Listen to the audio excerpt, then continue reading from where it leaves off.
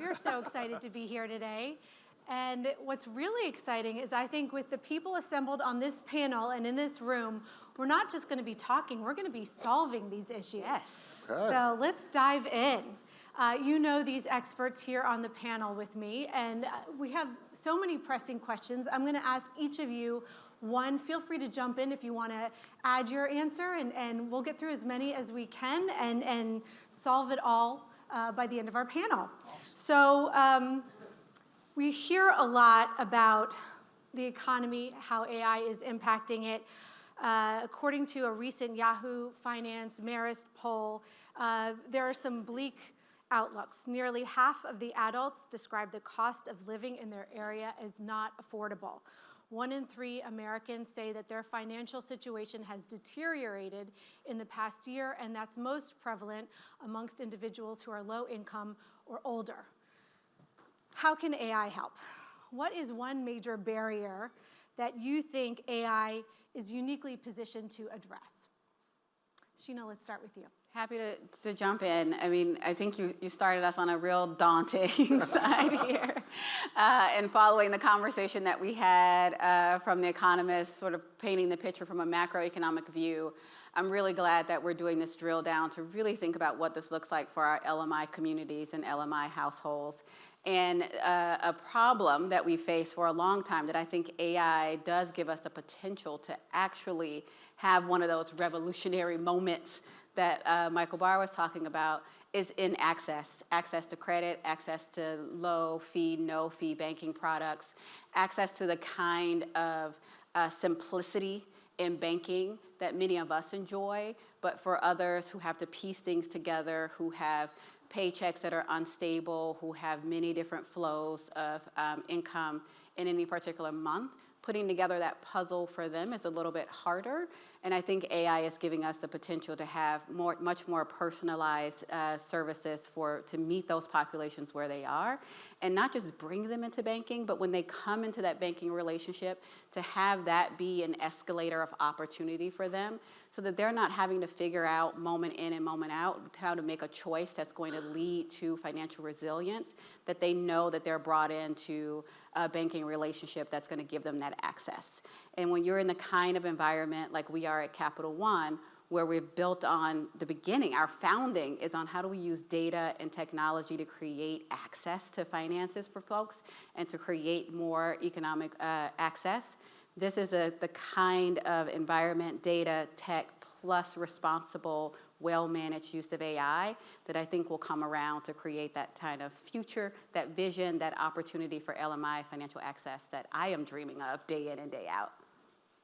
Yeah, look, I think as with most new emerging technologies, there's a double-edged sword here, right?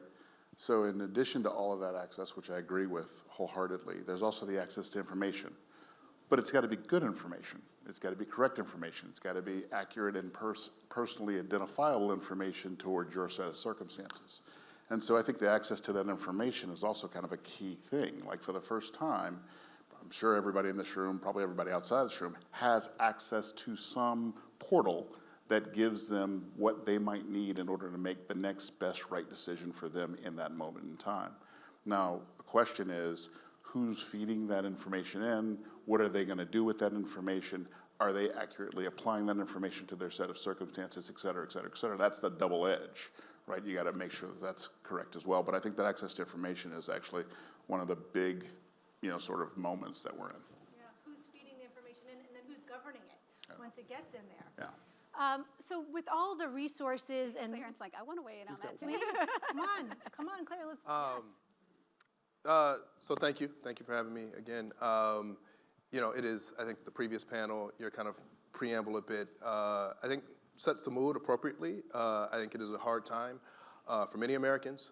It's a really hard time for folks in the DC federal kind of footprint and region. And as you named, there's kind of cascading events happening in people's lives, some financial, some folks losing health care, so health related, that is also blends into the financial piece. And so where we think about this, and I think it's a similar theme to the other panelists, but a real big opportunity to provide folks with what we've called kind of navigation or services or advice, right? When you think about, and this kind of came from, right, when you think about, this is no different than any of us, right? I was fortunate enough, I never thought I'd be at a stage in my life where I got a tax guy, so I had a call with my tax guy earlier this week as I switched jobs, but it is, and so someone I can talk to, trusted, that knows me. We built a relationship over the past 5 years or so, and so we can have a conversation. Hey, here's my goals for the family. Here's the situation I'm looking at. What would you advise right here, right? And so that has traditionally been, I don't want to presume everything about anyone in this room, but folks probably who you're in this room, you have access to those types of services, right? And we know generally outcomes are better for folks when you have access to trusted advice, personalized, kind of one-on-one support, and that is often, and that's true up and down the economic income spectrum and ladder. Just unfortunately for folks kind of in lower income populations, those things are often offered as kind of pro bono services and made available through either nonprofits or kind of federal, state, local government systems. But we know they are in drastic undersupply for the amount of demand that folks have for them. And so we see a real big opportunity both to provide for AI to be able to provide some direct support to folks that can be personalized, but as well to support what we call those navigators, right? Like those frontline workers, legal aid attorneys, social workers, parole probation officers, who are at the front lines, who are often managing ridiculous amounts of cases. And so how can you streamline their workload, allow them to spend more personalized times with folks? And so I think it's a huge opportunity. I think there's a whole host, as you raised, there's a whole host of questions about how do you do that in ways that are safe, secure, and that, folks trust. And while we're here with these brilliant minds, I was hoping we could take this even one step further, if you would be willing. Given all the resources and opportunity that we could create here in this room, if our current realities, if resources and coordination were not a problem, if we could wash all that away, what do you think AI is uniquely positioned to cure with those unlimited opportunities and resources? I mean, I think, baseline, it offers the promise of unburdening you from having to sort of navigate the kind of rote things that you have to go through, processes. I was in a conversation here not too long ago where we talked about, re-engineering a process with using AI. But where we started from was the 35 steps that we take today in that process and applying AI to each of those 35 steps. And someone said, well, do we need 35 steps? Couldn't we go from step A to step, sort of the end, whatever the end is, right? And what about using AI as an enabler to move quickly through that step, saving time, effort, energy, and frankly, the frustration of moving through those processes? I think that's baseline, one of the first things that we ought to take an examined look at. And what I'd love to have building on that and connecting into Clarence's navigator when he solves that issue, I want that navigator to be perfectly positioned with the right kind of information about what resources are available in the community, such that when I then am presented with a caseworker, they could say, hey, Shena, did you also know that if you increase your credit score by 30 points, your monthly expenses actually will go down because your car insurance will go down, the things that you're paying for this will also go down, and your goal that you want to be able to save $2,000 by the end of the year, you can get to that faster. And I'll go, oh, but I don't know, I'm not gonna make that much. How do I increase my credit score by 30 points? That navigator will also know through that AI that, hey, Shena, your lease is about to come up, right? If you move to the apartment building down the street, they actually do positive rent reporting at that one. You don't need to do anything else, Shena, but move to the right location and have that work for you. That is the kind of thing that I need to build on top of the systems that are going to be much more interconnected as a result of AI, but then really equipping those people who are the trusted advisors with the real actionable information that's going to make it simple for me not to just know more, but to be able to do more with what I know because they know and it's all seamless. I just add a little bit. I mean, it sounds kind of low stakes, but you named it, right? This notion of, folks call it administrative burden or time tax, right? Like a good chunk of, we were just talking, I spent some time with federal government and working with local governments, and so much of that work is, how do you streamline these processes? How do you make them less complex for folks who need to access a particular service, need to understand, am I eligible for this? Yes, you're eligible for it. Now here the 500-page document that you need to fill out that you're going to submit and it sounds very simple. I think we can, we have the technology to wipe so much of that away right now, but it is mainly a coordination problem, right? To your point. So if I had my magic wand, right, we could wipe away that coordination problem. The tech is easy for so much of this stuff now. It's often kind of the people, the processes, and those and that are embedded in kind of those legacy institutions and systems that make it hard to move forward. That's the thing. Well, while we're solving all these problems, let's take it a step further. There are significant problems we're hearing about where AI and technology are exacerbating them. For instance, isolation, loneliness. The World Health Organization says that loneliness is linked to an estimated 100 deaths every hour across the globe. A recent government report indicated that loneliness and isolation lead to increased premature death, as much as up to smoking 15 cigarettes a day. That's not even to mention misinformation, AI-enhanced cyber threats. We could go on. I thought we were the optimism panel. This is We have this optimistic group of problem solvers here. Which are the issues that we are underestimating? What social or economic trends do you think are being accelerated by AI that we need to be laser focused on right now? Shena, why don't we? I'll start with a simple one to give these folks time to tackle the harder problems to solve here. I think in the way that we were starting to talk about this morning, that there are winners and losers in the way all of these technologies are brought into bear.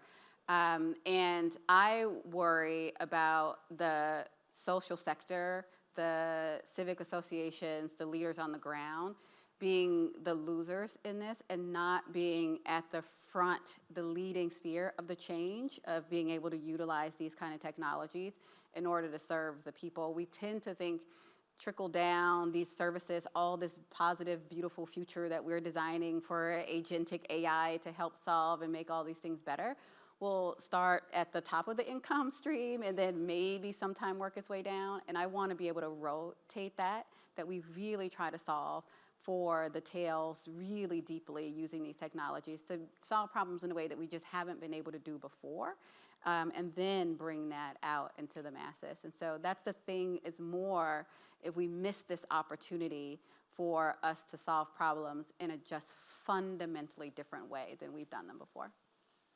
Yeah, I agree with all that.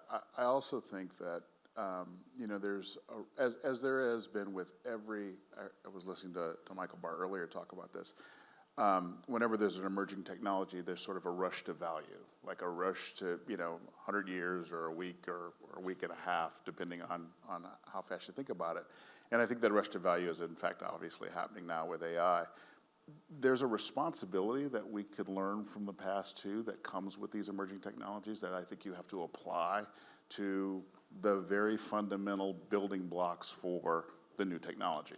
I think most companies are doing that today, but there's the doing of it. There's sort of the rote, like we want to put these rules in place, and then there's a living up to it when it's against the value driver that you feel like is going to be where the richness is for the acceleration of a technology like this. I think we've just got to be really smart about like what pillars are you putting in place in order to drive the value that this particular technology seems to be leading us to, and then apply it to those who are not in the room and that are going to frankly be the ones that perhaps find themselves affected most by it with the least amount of opportunity to affect that change. So asking, for whom could this fail? Yeah. Who is not represented? That's a great way to put it. And can you share more about the types of pillars we should be thinking about? Well, I mean, look, as how you amass data, what data you amass. Just I was listening to your example, and my head started swimming in terms of the amounts of data that would need to flow into any algorithm in order to just make those determinations. Like Who owns that data? What does that data actually represent? What does that data say? Which data are you using? What biases did the programmer have to apply that data, et cetera, et cetera, et cetera. I think those are the types of pillars, and you can name them any number of things, but there's some great best practices out there for sure that I think people have gravitated to. I think like owning that, understanding that, and making sure that the tool doesn't get so far out in front of the way that we think about using the tool and how it's actually going to affect the people who are, again, most affected but less, with an opportunity to, make sure that their voices are heard in the change. Appreciate you guys giving me time to think about that. I was trying to come up with a more optimistic response. I mean, the technology is here, and I work now in a role where I think there are really positive things that can come from this if channeled in the right way, but I don't think that's a foregone conclusion by any stretch of the imagination, and there's real work to do to realize that. To your question, I'm terrified about everything, honestly. I'm now of a certain vintage where I can say I remember when, or I'm old enough to remember when, right? And so, I came of age, to date myself a little bit, I got my, at first I got my first cell phone kind of at the end of high school, and then we moved, and the technology is progressing, right? And so then the iPhone comes out, right? This is great. And we just there's all these positive things around it, right? And now, how many school districts are going to you cannot have, we just know how bad these things are for students and kids of a certain age that we just, 20 years ago, some people, right? We're probably saying this, but we just as a society didn't really understand. And then later on, you marry that on top of social media. So now you got the smartphone, the phone in your pocket every day, and access to social media. And I was a big optimist, right? I remember the Green Revolution, even Black Lives Matter. There were real positive things that came from that, right? I don't know if we could take it back right now. I don't know, right? And then you layer on top of that, right? All the things that you mentioned, right? So now you got the phone in your pocket, you got social media, and now we have, and where the technology on AI has progressed so quickly. I used to, a year ago you could say, oh yeah, that video is not there's a thing or two in there, right? Now, as you all know, it's very hard. You got to be paying attention very closely. You need context and awareness, and I worry about kind of what we don't know right now, and we'll figure some of that out. But I think kind of the flip side of that right now is I'm encouraged by folks in this room, some of the conversation, to your point, pillars, right? And can we do as much as we can right now to we have these lessons learned, from some real big, shifts in the paradigm of technology over a 20-year span, really, which is crazy to think about. And so this is another one. And so what lessons learned can we take from those, the smartphone, social media, and now this, what I see is kind of an accelerant on all the things that, in some ways were not that great about those, and maybe for some of the positive things, but how are we put in those guardrails and infrastructure when, quite candidly, a lot of that is being ripped down, or there's folks, actively fighting against any sort of regulation of these tools. Yep. And these kind of conversations in this room is what helps that, by us being open to the things we worry about or the opportunities we see in this, and thinking together across industry, with regulators, with policymakers, all together, starting to be in the same lane, thinking about these things really helps. Another thing that we try to do to make sure that some of these negative externalities are not there, and that we bring the right people together to think about it, is through research partnerships. I mean, but we're not going to solve this, and we also don't want to have the innovations out there happening so fast through research that then we're not able to think about or apply and have that good cycle going on. So making sure that there's conversation, there's joint research. We have centers and new partnerships with the National Science Foundation, bringing it into the public sphere, or with the center at Columbia University, University of Virginia, but bringing the bright minds and people who are thinking about that next generation of what could happen together, so that industry is not building things alone without the view of all of that, is I think what's going to help us have that broadened aperture that we need to be wide open and aware of what these possibilities are, even as we're building with them and utilizing them. Such a great point, Shena. That interesting thing about AI is it's creating disruption, but how do we make sure it's disruption for good? Part of that is breaking the silos. We actually cannot solve any of these issues in our industry with our colleagues alone. You absolutely must get the feedback of others in order for this to be successful. So an opportunity for us to learn from one another. I really want to dig more into the multi-stakeholder collaborations. But Clarence, I think you brought up such an important point. Thank you for your transparency in your sentiments and feeling afraid. You're not alone. In a recent Pew study, over 50% of Americans said they're more fearful than excited about AI. Not surprising, given the headlines, given what we're talking about here, given, as you mentioned, the impact we're seeing in schools and social media. There's a lot of reasons to be fearful, but if you unpack those numbers further, it's disconcerting because of who is self-selecting out, who will not benefit from AI. We have a gender gap. We have a regional gap. Within the heartland, there's less use. In rural areas, less use. We have an age gap when we're talking about AI starts over age 30. So welcome to the gap. And if that incentivizes us, great, because we all have clearly a vested interest in solving for this.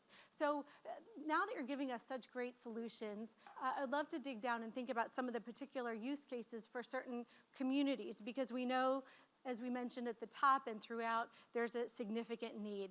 37% of Americans cannot afford an unexpected expense of over $400, and almost a quarter have no emergency savings at all.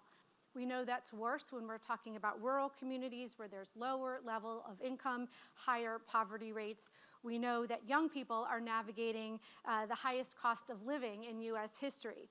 So what are you seeing as promising use cases to serve one or more of these communities that we can think about scaling up? Oh, we could be here all day. Yeah. I'll kick us off, and maybe we can just ping pong on some of the different ideas, because we're all funding different type of things that are really are the things that give me hope. I'll start with, since you talked about the fragility of the wallet for American families, the thing that people can't afford while they're trying to save toward that $400 is fraud and scams. And so I think the first use case is really being able to use these systems to help us detect, prevent, and keep that out so that people have a fighting chance to be able to be on a positive course in their financial well-being journey. And so that's, to me, the most important way that we need to start with the application of AI, and that's where financial services organizations have a good lead in and can be a leader in helping to create that structure and protection around our customers. Can't do that alone, right? Like we talked about social media, we talked about all the things. There are a number of actors that funnel into that, and that also has to be a wide group that's helping to work on that together. And then I think another use case is just sort of one of the things that we've been applying a lot is in these pre-approval tools that allow you to, as a customer, engage to know what you qualify for without any hits on your credit. That is a game changer for folks to have access to understand where they need to go to build their goals, but not have to be negatively impacted while they're trying to learn about what they qualify or not. And that's a place that Capital One has stepped in really big on our auto business and in other areas to have those pre-approval tools using machine learning and the kind of data stack that we have to help that customer along the way. Look, I think one of the things that's come out of the last interesting time that we've lived in over the last 4, 5, 6, 7 years is particularly for young people, the notion of wanting to be an entrepreneur. And we've invested pretty heavily in that in a number of different ways.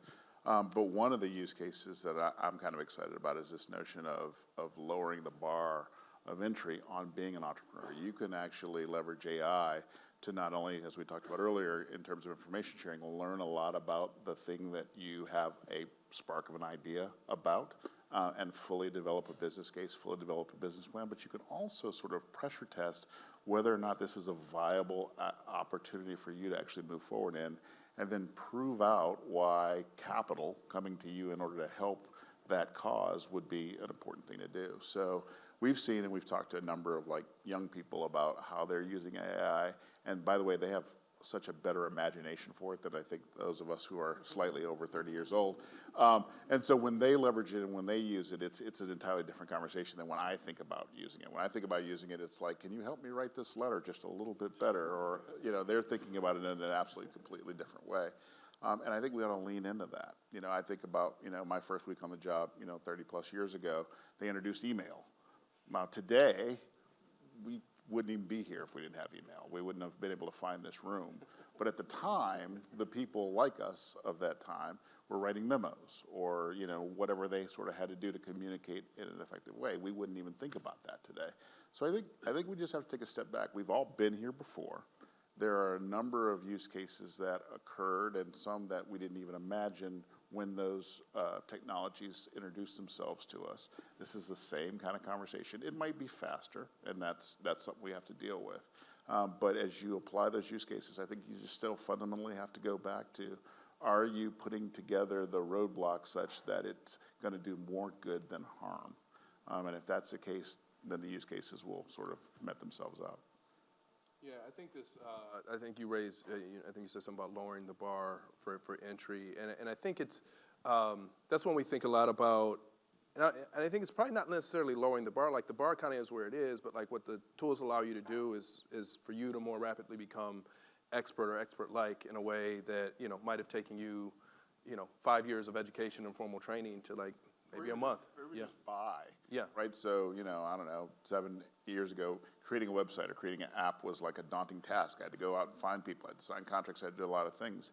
In an afternoon, you could put a lot of that together. Now it's not going to be perfect, right? But you can get a long way in an afternoon where it used to take several months in order to organize yourself. Yeah, no, exactly. And we think about somewhat similarly kind of on this like navigation side, just like a very clear example of an organization I was in my last role that kind of on this theme is Frontline Justice, and their work is really around this kind of concept of, hey, we know that like trusted legal aid and legal advice is like immensely valuable for folks across a range of issues, whether that's like you're facing eviction and like how do I stay in my house, or like, hey, I just got denied this benefits enrollment, how do I appeal and get enrolled?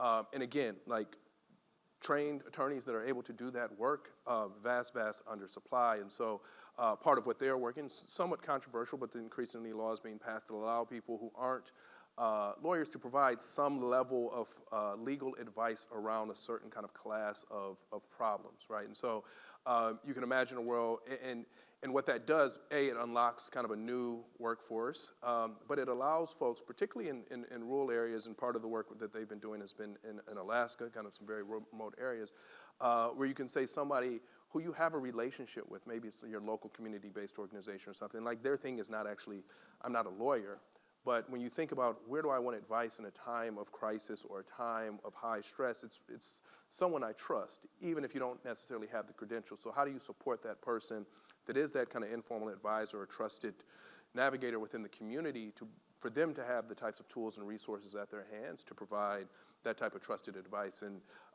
I think that type of thing to me is really promising, where you can start to scale. And it's kind of one of those areas where I know a lot of the conversation we worry about displacement of workers, displacement of expertise.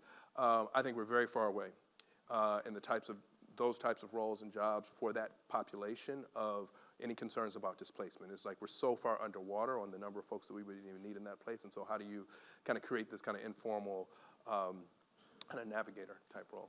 Informal, trusted navigator. I think you've laser focused on one of the key issues here. I'm personally very focused on this issue at EqualAI.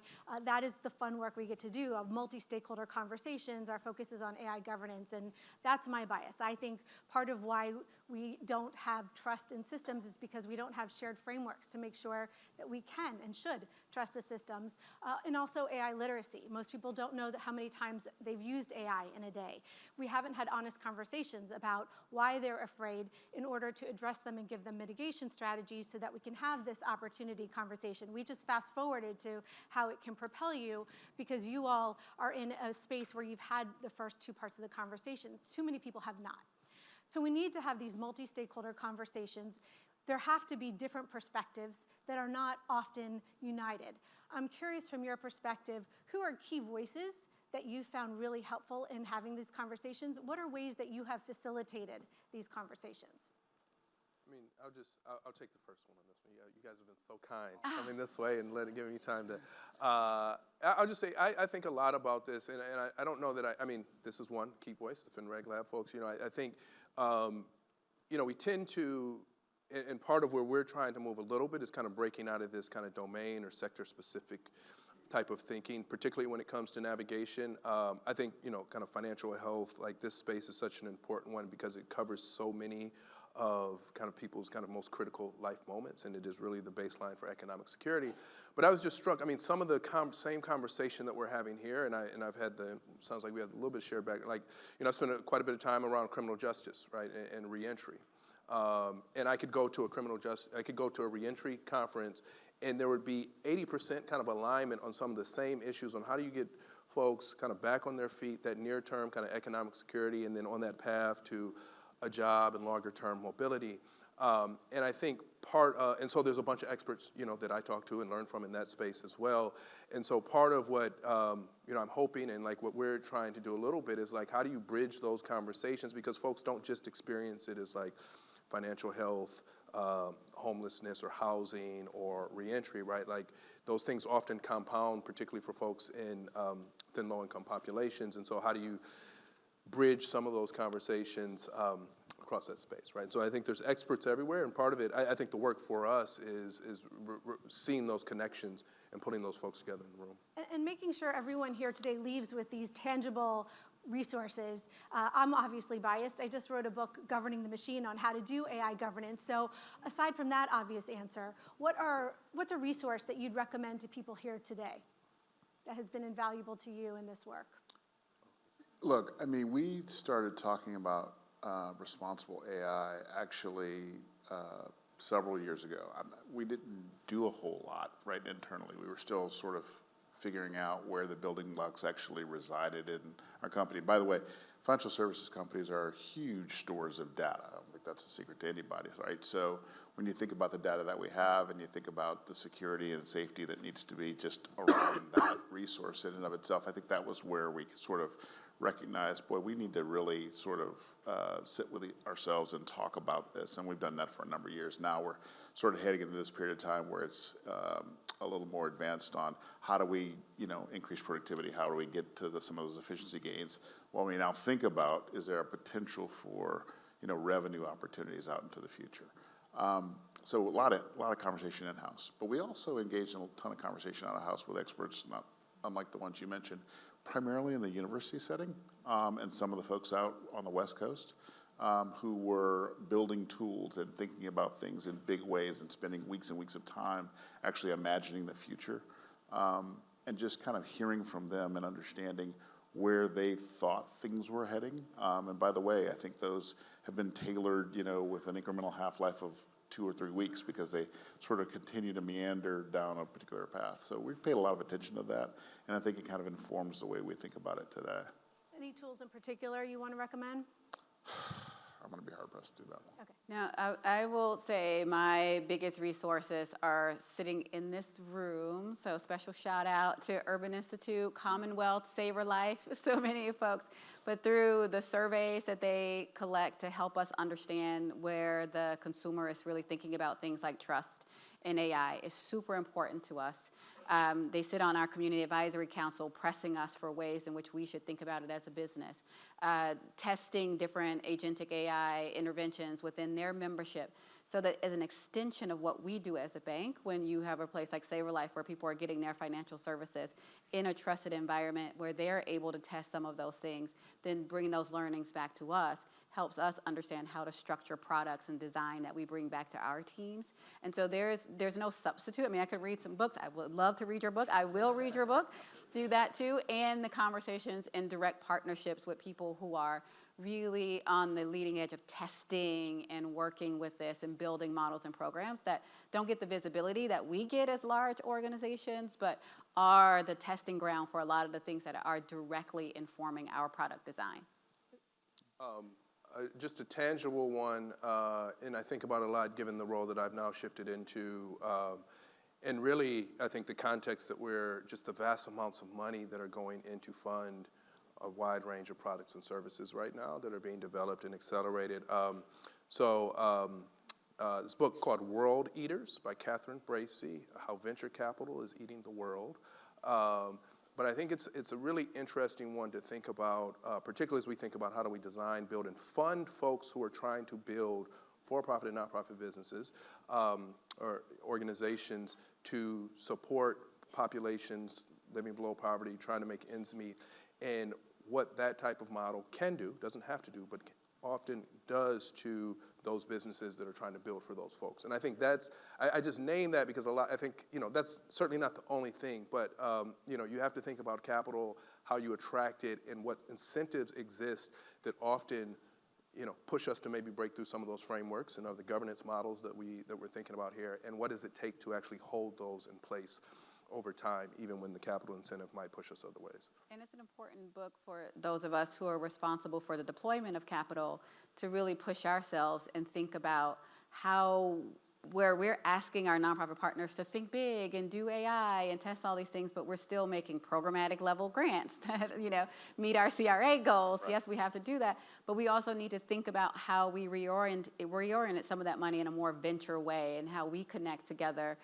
Clarence and I talk about this all the time, like how are we learning about what each other are funding so that then we're going in together with a larger award that allows them to have some of the flexibility that they need to start dreaming about how AI is going to redo some of the ways that they do program design and development versus the way that we do this. So I definitely recommend that kind of book to help us also restructure our frameworks as how we contribute to the system that we want to change.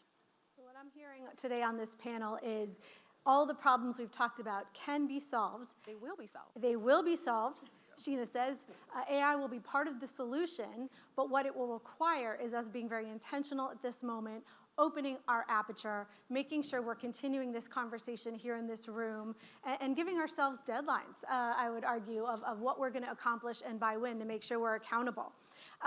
So flash forward, let's say this has all happened. 5 years from now, we're reading the Urban Institute report, the Financial Times headline, that we have turned artificial intelligence into the engine of shared wealth. What had to happen after this summit today in order to make sure that happened? I think for me, it would have to be some sort of kind of shared governance framework that both gave space for continued innovation, but also enough where you can trust, right? Like how do you build that trust into the system? And I think, I think for a wide range of kind of products, services to really take off and to work for everyone, like you have to have, like the technology is there, right? It's how do you deploy it? What does that product look like? And how are you embedding trust and adoption enablement over time? And I think kind of a shared governance regulatory framework that strikes the right balance would hopefully get us there. And I think we could potentially see another kind of acceleration where we move beyond the like, hey, this is really cool technology to like make a difference in people's lives. And I love that you used a 5-year timeline, because for me that's not coincidental that's the timeline that I'm running fast and hard on our 5-year, $265 billion community benefits plan. And in my corner of the world and looking at that gives us an opportunity to infuse a level of investment into things like credit access and AI for good, that then we can look at not just saying we put this capital out there, but my rally cry to everyone in this room and everyone in my company is to think about what is that going to do at the end of the day? Can we declare some actual changes in the life for LMI communities with that amount of resource? Can we say that 5 million, 50 million LMI households will have $2,000 in savings at the end of 5 years? That's the kind of concrete, this is the impact we will see through those kind of investments that I'm hoping to look back on in the next 5 years and say, we did that thing. We will never say again a stat that people don't have $400 in savings, because we've been able to leapfrog and solve that.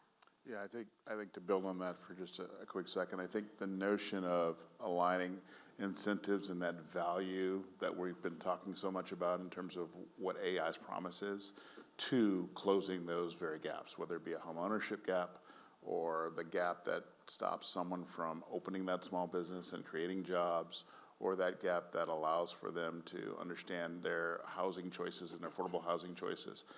All those gaps connected to the value, and then creating incentives around those that are creating this AI world to drive those outcomes. And you want to put 5 years out from there? If it's 5 years, it could be 3 years, it could be 10 years. It really doesn't matter because it's going to be an ongoing iterative conversation. Well, thank you all for this ongoing iterative conversation. Shena, Richard, Clarence, so much insight about how we will build trust in those systems, how we're going to be doing it together, and achieving this reality of everybody having this savings, this trust in AI systems, and this shared wealth opportunity based on the work we're doing here today. Thank you. Thank you.